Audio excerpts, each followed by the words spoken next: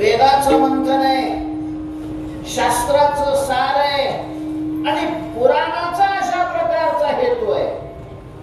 वेदात जे सांगितलं तेच शास्त्रकारांनी शास्त्रीय पद्धतीत मांडलं आणि तेच पुराणाने कथेच्या रूपातून अशा प्रकारचं मांडण्याचा प्रयत्न केलेला आहे. तुकोबारा म्हणतात की वेदाने जे खूप सांगितलेलं आहे, वेदांत बोलिला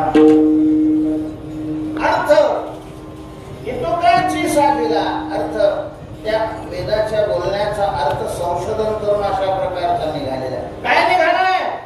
विठोबासी शरण जावे, विठोबासी शरण जावे, विठोबासी शरण जावे,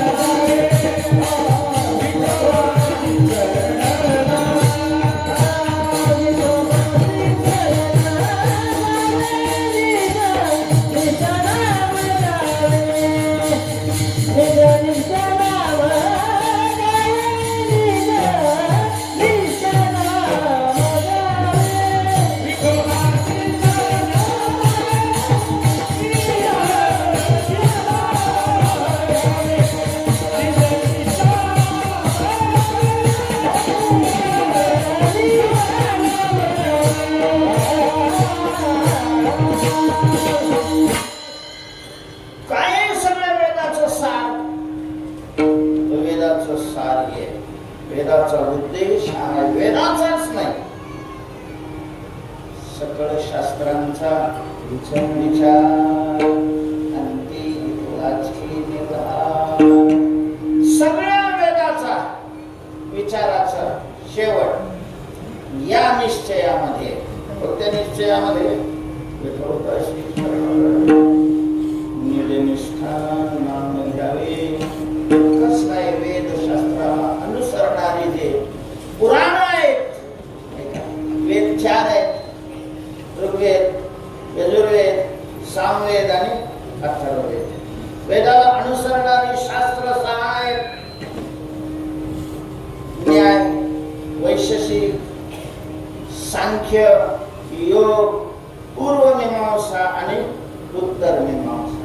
6 शास्त्र आहेत. आणि पुराण किती आहेत शेवटच्या चरणात सांगा? 18 पुराणे ते 18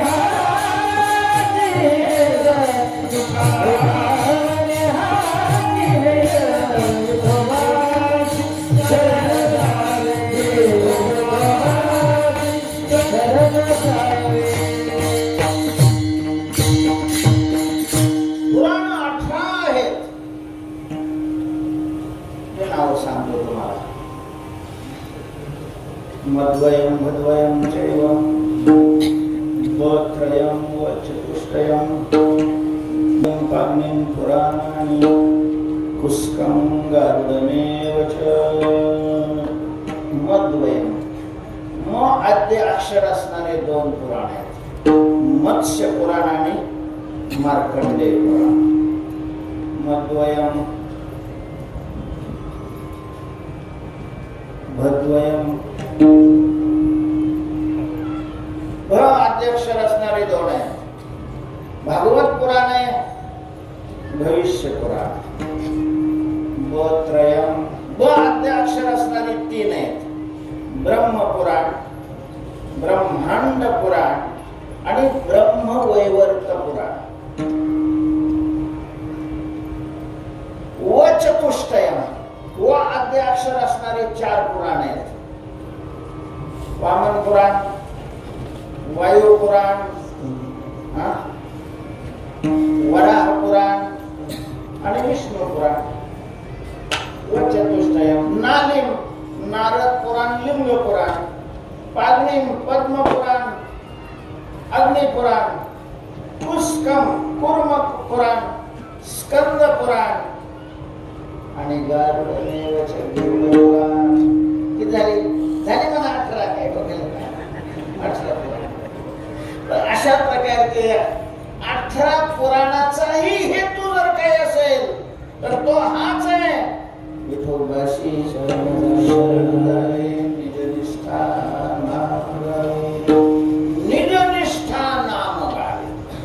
नाम गावे 18 पुराणाचा सिद्धांत हेतू आहे 6 शास्त्राचा विचार आहे आणि 4ही वेदाचा मनोगत हे नाम गावे गाऊया मग नाम आपण आपली दया येत असेल तर स्वतःच्या जीवनावरून गाढवाचा नांगर फिरू नये असं वाटत असेल तर स्वतःचे शत्रू नसोल तर गाऊ भगवंताचं नाम विठोबा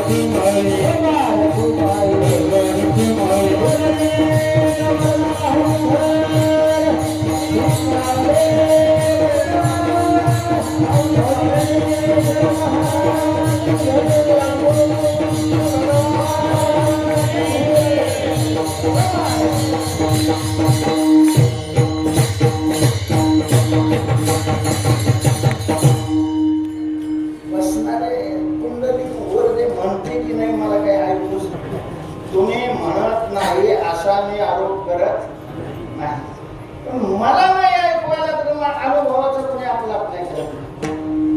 ते काय कळत नाही त्याचं एक कारण हे यांच्या समोर माईक असतात, त्याचा खूप मोठा आवाज असतो, ते मोठ्या झाडाच्या खालचं झाड दे वाढत नाही, त्याच्यामुळे माईक बंद, फक्त बसणार आणि कुंडली गोरदे म्हणायचे.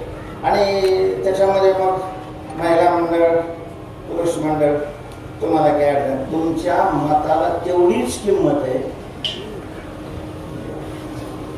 घरी यांची दादागिरी चालत असत, पण परमार्थामध्ये नाही. परमार्थात तुकोबराने तुमचं नाव पहिलं घेतलंय, पुढे कन्या नंतर काटे वेळ कन्यापत्र होती. त्याच्यामुळे कुंडलिक वर्धे करत असताना हायगे नाही करायची, भांडणं करत असताना कसा तुमचा आवाज चालत हो, फक्त तिथं स्वरात नसतं, इथं स्वरात म्हणायचं. सगळ्यांनी म्हणायचे पुंडलिक श्री ज्ञानेश्वर माऊली ज्ञानेश्वर श्रीमंत श्री जगद्गुरु शांती ब्रह्म ज्ञानवंत महाराज नाही म्हणते तुम्ही आपलं